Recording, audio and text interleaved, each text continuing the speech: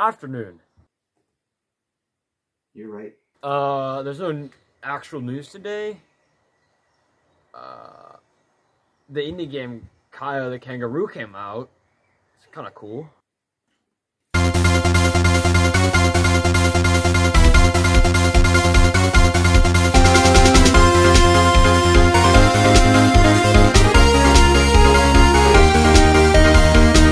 It is far too warm for this.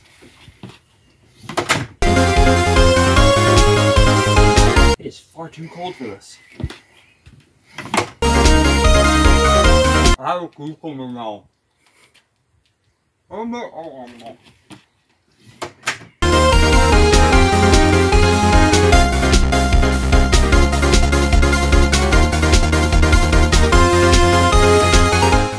Wait, Chaseberg? Hi, my name's Chaseberg. Welcome to the Berg Shop.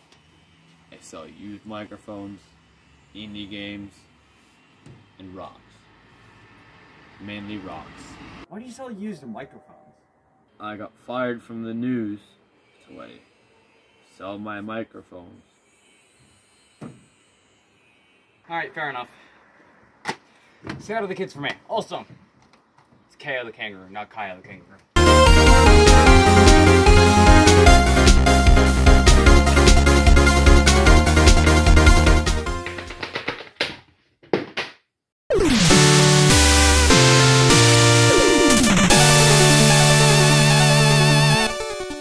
Yo everybody, my name is Kaspi, and today we're talking about a game everyone's heard of, Kao the Kangaroo. What do you mean you haven't? Actually, we'll be talking about the new reboot that came out very recently.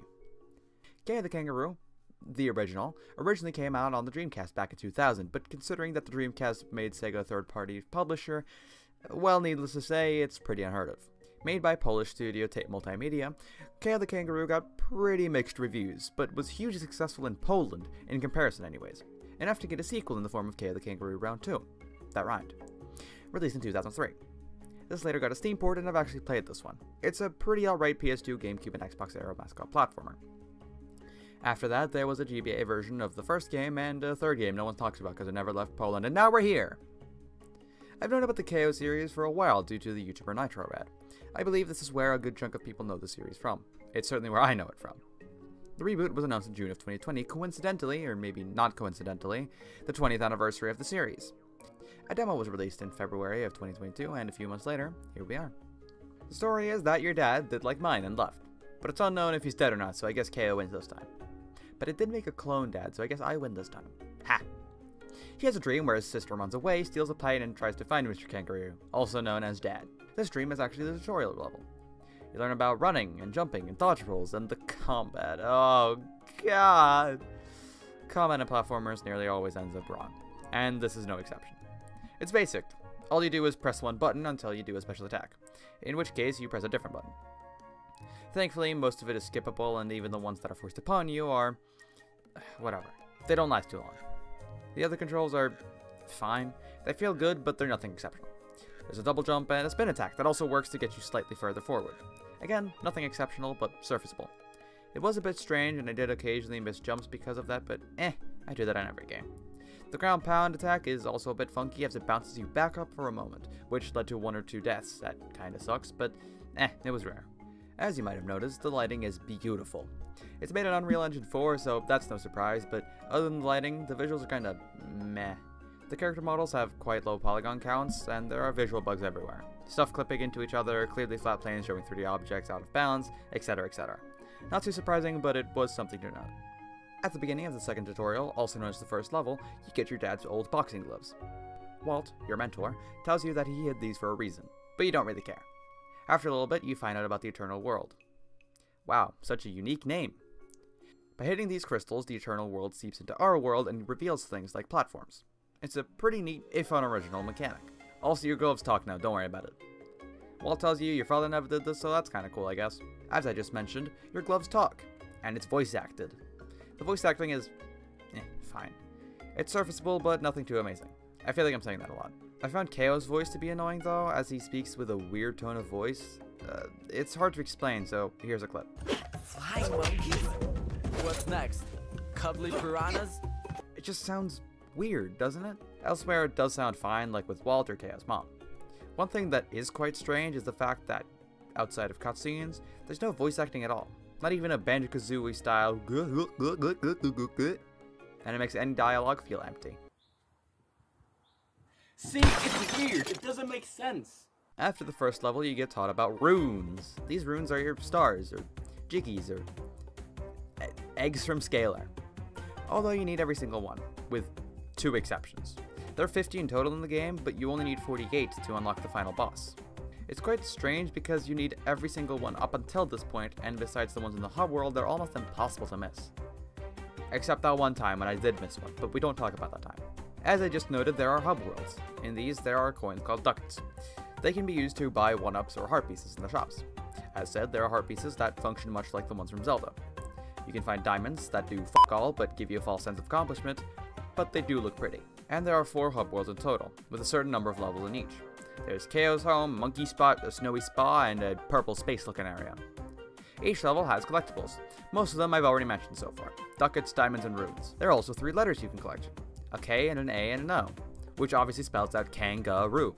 As far as I'm aware, this only matters for completion, just like the diamonds. You also find scrolls to fill out the Kopedia, which you can also get in the hub worlds, but I forgot about that. Oops. The level design is good, I suppose. It's very linear with a clear ending to the levels with some branching paths. These branching paths either have collectibles like diamonds, letters of kangaroo, or chests filled with coins. Or they might even have eternal wells. Eternal wells are little bonus levels that contain a few extra diamonds.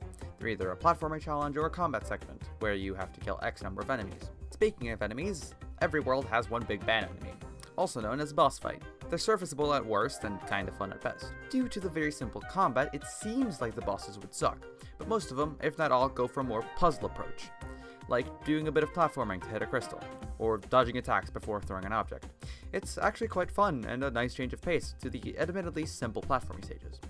After the first boss, you enter a volcano and get your first power-up. The power-ups in this game are elementals, and work like single-use puzzle solvers.